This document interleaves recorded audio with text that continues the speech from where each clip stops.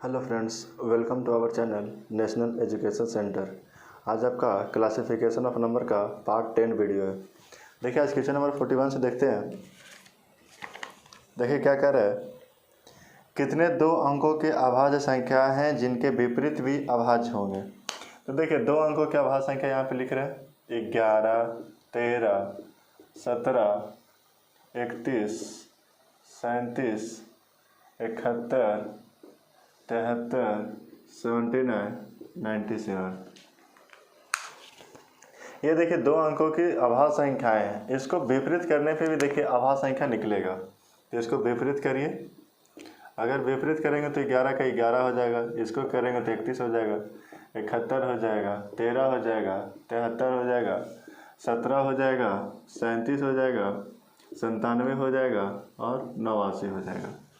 तो देखिए ये सारे जो है दो अंकों की संख्या है, और क्या करें, इसको विपरीत अगर करेंगे तो क्या होगा, ये भी अभाज्य संख्या है। तो ऐसे कितने अभाज्य संख्या हैं इसमें गिनिए, 1 2 3 4 5 6 7 8 9, यानी कि ऑप्शन नंबर कौन हो जाएगा, बी।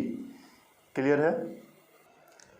अब देखिए क्वेश्चन नंबर 42 क्या कह रहा है, संख्याओं के अनुक्रम के लिए निम्नलिखित कथनों पर विचार करें। 11, 111, 1011, 4 1 ... इसी प्रकार से एक एक हम ऐसा इसमें बढ़ रहा है। तो क्या कर रहा है, पहला क्या कर रहा है, प्रत्येक संख्या का फॉर्म 4m+3 के रूप में लिख सकते हैं। 4m+3 में व्यक्त किया जा सकता है, जहां m एक प्राकृतिक संख्या। तो देखिए 11 को हम लोग पहले लिख के देखते हैं।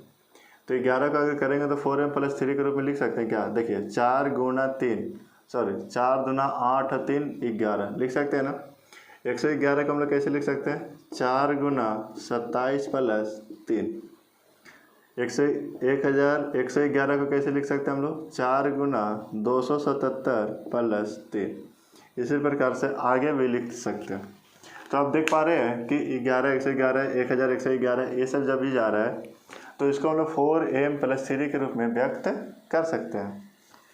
चलिए अगला देखिए, कह रहा है कुछ संख्या वर्ग है। देखिए इसमें से कोई भी संख्या ऐसा नहीं आएगा जो पूर्ण वर्ग संख्या होगा। तो ये ऑप्शन गलत है आपका। तो कौन सा सही होगा, उपयुक्त कथन में से कौन सा सही है, तो केवल एक, ऑप्शन नंबर ए। क्लियर है। क्वेश्चन नंबर 43 देखिए, निम्नलिखित कथनों पर विचार करें। पहला, फॉर्म 4k+3 का कोई पूर्णांक 4k+3 है, ये फॉर्म दिया हुआ है, का कोई पूर्णांक जहाँ k एक पूर्णांक है का दो वर्गों के रूप में व्यक्त नहीं किया जा सकता है। देखिए k के जगह पर पूर्णांक लिखना है तो 1 2 3 4 ... अनंत तक लिख सकते हैं। तो देखिए यहाँ पर इसको करेंगे तो 4 गुना k के जगह पर 0 बैठाएंगे +3, 0 3। आगे देखिए 4 गुना 1 + 3, 4 3 7। आगे 4 गुना 2 + 3, 4 दूना 8 3 11। इसी प्रकार से आगे देखिए दो वर्गों का योग का मतलब क्या होता है, जैसे 5 बोल दे तो 5 का मतलब 2 का स्क्वायर प्लस 1 का स्क्वायर लिख सकते हैं। जैसे 13 बोल दे तो 3 का स्क्वायर 9 और 2 का स्क्वायर 4, 9 4 13। तो इसी प्रकार से देख सकते हैं कि यहाँ पर दो वर्गों का योग हो रहा है। ये क्यों, क्योंकि यहाँ पे दोनों इंटीजर नंबर है ना। देखिए यहाँ पर ऐसे इसको भी लिख सकते हैं, क्या जैसे 2 का स्क्वायर, ठीक है, नहीं पहले 1 का स्क्वायर कर दे तो 1 का स्क्वायर। अब देखिए 1 और 2 जोड़ना है तो √2 का स्क्वायर करेंगे तब होगा, है ना। अगर 7 को करना चाहें तो 2 का स्क्वायर 4 और 3 7। अगर 11 चाहें तो कैसे होगा, 3 का स्क्वायर 9 और 2 11। अब देखिए दो वर्गों का योग का मतलब क्या होता है, ये दोनों वर्ग संख्या होना चाहिए। जैसे देखिए ये भी इंटीजर ये भी इंटीजर होना चाहिए, लेकिन क्या ये इंटीजर है, नहीं है। इसीलिए इसे पूर्णांक के वर्गों के रूप में नहीं ले सकते। ये बिल्कुल सही बोला है। दूसरा देखिए क्या कर रहा है, विषम पूर्णांक के वर्ग को 8k+1 के रूप में व्यक्त किया जा सकता है। तो विषम पूर्णांक आप कुछ भी मान लीजिए, जैसे 1 मान ले, 3 मान ले, 5 मान ले, विषम पूर्णांक है तो इसका वर्ग करेंगे तो 1 होगा, 3 का स्क्वायर 9 होगा, 5 का स्क्वायर 25 हो जाएगा। तो क्या इसे हम लोग 8k+1 के रूप में लिख सकते हैं। देखिए तो इसको लिख सकते हैं 8 गुना 0 + 1, इसे लिख सकते हैं 8 गुना 1 + 1, इसे लिख सकते हैं 8 गुना 3 + 1, बिल्कुल लिख सकते हैं। तो पूर्णांक ये बोला है कि विषम पूर्णांक के वर्ग को हम लोग 8 के प्लस 1 के रूप में व्यक्त किया जा सकता है, तो बिल्कुल सही है। तो इसका कौन सा कथन हो जाएगा, 1 और 2 दोनों, ऑप्शन नंबर सी। आगे देखिए क्वेश्चन नंबर 44 क्या कह रहा है, यदि k एक धनात्मक पूर्णांक है तो प्रत्येक वर्ग पूर्णांक के रूप का है। देखिए तो k एक धनात्मक पूर्णांक होना चाहिए। धनात्मक पूर्णांक यानी क्या चाहिए, 1 2 3 4 ये सब डॉट डॉट डॉट। अब देखिए कह रहा है कि इसका वर्ग जो होगा किस रूप में आएगा, तो 1 का वर्ग अगर करें तो कितना हो जाएगा, 1 होगा। 2 का वर्ग करेंगे तो कितना होगा, 4। 3 का वर्ग करेंगे तो 9। 4 का वर्ग करेंगे तो 16। ठीक है। अब यहाँ पे देखिए ये किस रूप में आएगा, तो इसे हम लोग 4 गुना 0 प्लस 1 लिख सकते हैं। इसे हम लोग 4 गुना 1 लिख सकते हैं। 4 दूना 8 और 1 9 लिख सकते हैं। इसे हम लोग 4 गुना 4 लिख सकते हैं। तो आप देख पा रहे हैं कि इसी प्रकार से आगे भी अगर वर्ग जाएगा तो वहाँ पर हम लोग इसको 4k प्लस 1 के रूप में लिख सकते हैं या 4k के रूप में लिख सकते हैं। इसे अगर k मान ले, यहाँ पे भी k मान ले, तो आप एक चीज़ देख पा रहे होंगे कि ये और ये विषम संख्या है। तो विषम संख्या का जो होते हैं वो विषम संख्या किस फॉर्म पर आते हैं, 4k प्लस 1, और सम संख्या जो है वो किस रूप में है, 4k के रूप में। अगर 4k के रूप में, यहाँ पर k अगर यहाँ पे k मान लेते है ना, ये चीज़ समझ जाइए। तो विषम संख्या के वर्ग को हम लोग 4k प्लस 1 के रूप में लिख सकते हैं और सम संख्या के वर्ग को हम लोग 4 के रूप में लिख सकते हैं।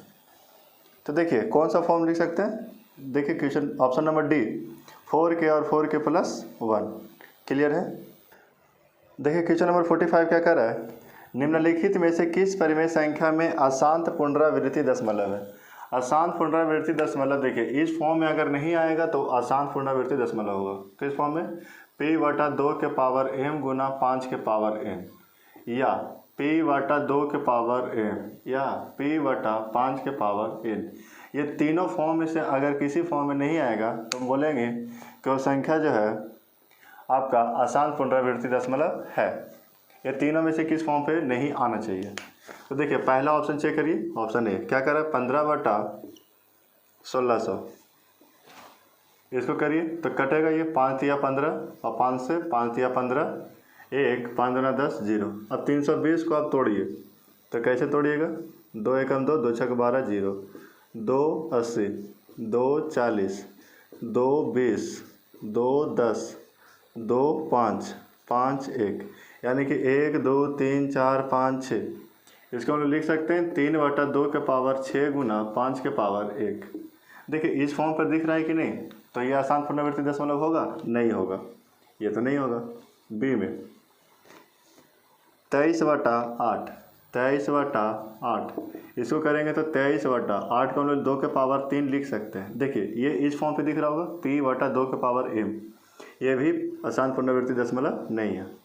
सी में देखिए 35/50, 5 7 35, 5 दूना 10, सॉरी 5 10 50, तो 7/10 को हम लोग कैसे लिख सकते हैं, 10 को 2 के पावर 1 गुना 5 के पावर 1। देखिए ये भी इस फॉर्म पे दिख रहा होगा, p/2 के पावर m गुना 5 के पावर n, ये भी नहीं है। ऑप्शन डी देखिए 17/6, तो 17/6 को हम लोग लिखेंगे 2 के पावर 1 गुना 3 के पावर 1। देखिए ये तीनों में से किसी फॉर्म पर है, नहीं है, तो ये क्या हो जाएगा, अशांत पुनरावृत्ति दशमलव। देखिए क्वेश्चन नंबर 46 क्या कर रहा है, यदि n प्लस 2 n प्लस 4 अभाज्य संख्याएं हैं तो n के लिए संभावित हलों की संख्या। देखिए संभावित हलों की संख्या करने का मतलब क्या हुआ कि n की जगह पर ऐसा कौन सी संख्या रखें कि तीनों अभाज्य संख्या निकलेगा। तो यहाँ पे देखिए n की जगह पर अगर 3 बैठाते हैं, यहाँ पर 5 बैठाइएगा, 3 और 2 5 हो जाएगा, 3 और 4 7 हो जाएगा। ये तीनों एक अभाज्य संख्या है, तो n की जगह पर हमको कितना रखना पड़ा, 3 रखना पड़ा। आगे अगर मन कर रहा है कि 5 रखे, देखिए तो देखिए अभाज्य संख्या नहीं निकलेगा। 5 यहाँ करेंगे तो 5 और 2 7, और यहाँ करेंगे 5 और 9, देखिए 9 अभाज्य संख्या नहीं है। तीनों में से तीनों अभाज्य संख्या होना चाहिए था। कोई भी एक अभाज्य संख्या लीजिएगा तो नहीं आएगा, बस 3 n की जगह पे कितना बैठाना पड़ेगा, 3, तभी आ पाएगा सम। तो संभावित हलों की संख्या क्या होगा, 1 होगा। Option number A. क्लियर है। क्वेश्चन नंबर 47 क्या कर रहा है, निम्नलिखित कथनों पर विचार कीजिए। यदि p एक अभाज्य संख्या है तो p + 2 भी एक अभाज्य संख्या है। देखिए ऑप्शन फर्स्ट क्या कर रहा है, p × p + 2 + 1 एक पूर्ण वर्ग है। तो देखिए इसको सॉल्यूशन करिए तो p में p से करिए p² प्लस p में 2 से करेंगे 2p + 1। ये आप देख पा रहे हैं यहाँ पे एक फार्मूला अप्लाई कर रहा है। देखिए p² प्लस 2 गुना 1 गुना p प्लस 1 का स्क्वायर 2ab प्लस b² हो गया, a² plus 2ab plus b²। Formula क्या होगा, a प्लस b का होल स्क्वायर।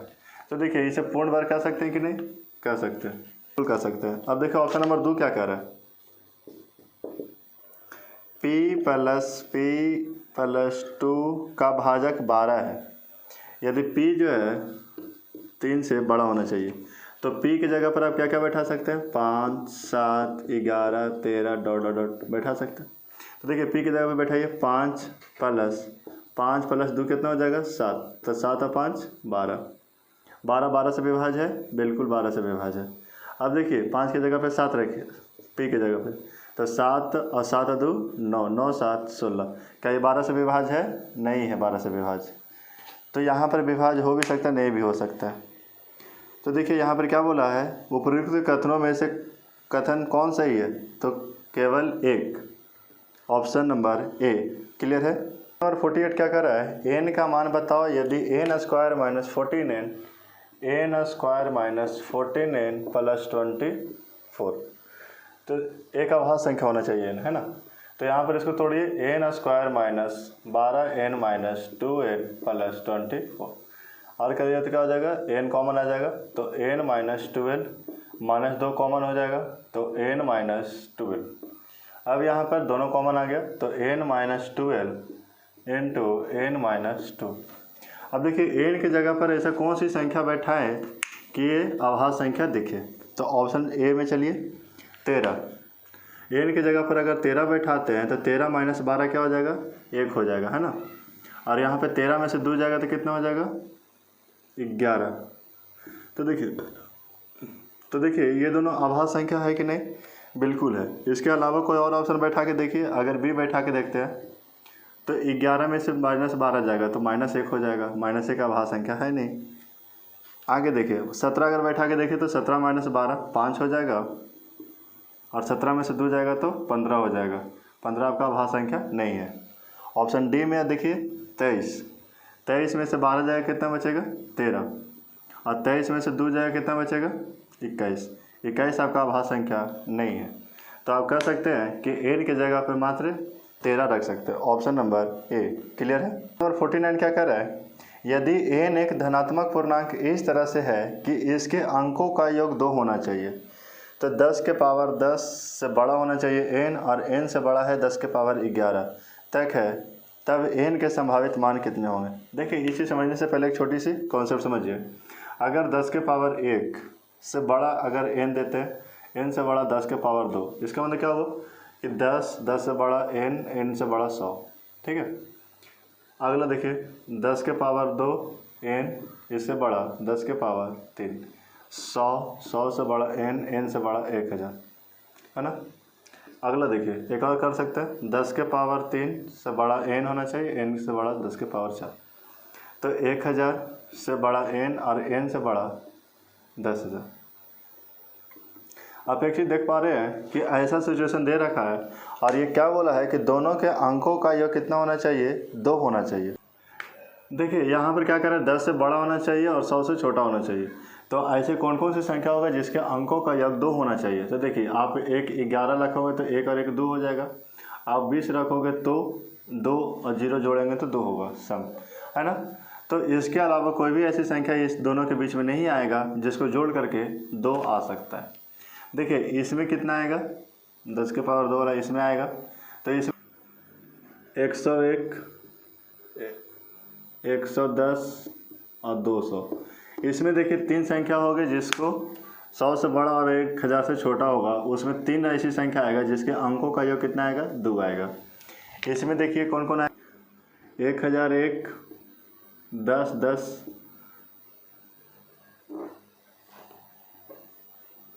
1100 और 2000। ये सारे चारों जो संख्या है वो 1000 से ज़्यादा है और 10,000 से कम है। और ये चारों ऐसी संख्या है जिसके अंकों का योग 2 आएगा। 1 और 1 2, 1 और 1 2, 1 और 1 2 2, 1 1 2 2 2 2, 1 और 1 2 2।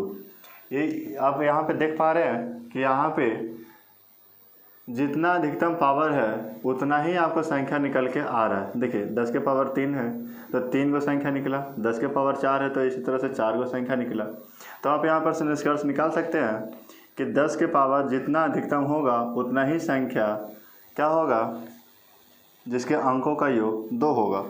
तो देखिए आपका क्वेश्चन यही कह रहा था, इसी प्रकार से था 10 के पावर 10 से बड़ा n होना चाहिए और n से बड़ा 10 के पावर 11 तक है, तब n के संभावित मानों की संख्या k को होगा। तो अभी देखिए अधिकतम पावर जितना होता है उतना ही संख्या तो निकलते हैं। देखिए अधिकतम पावर 4 था, 4 को संख्या निकला, अधिकतम पावर 3 था तो 3 को संख्या निकला, अधिकतम पावर 2 था तो 2 को संख्या निकला। तो इसी प्रकार इसमें कितनी संख्या निकलेंगी, 11 को आंसर। क्यों, क्योंकि अधिकतम पावर कितना है, 11। तो ऑप्शन कौन हो जाएगा, ए। क्लियर है।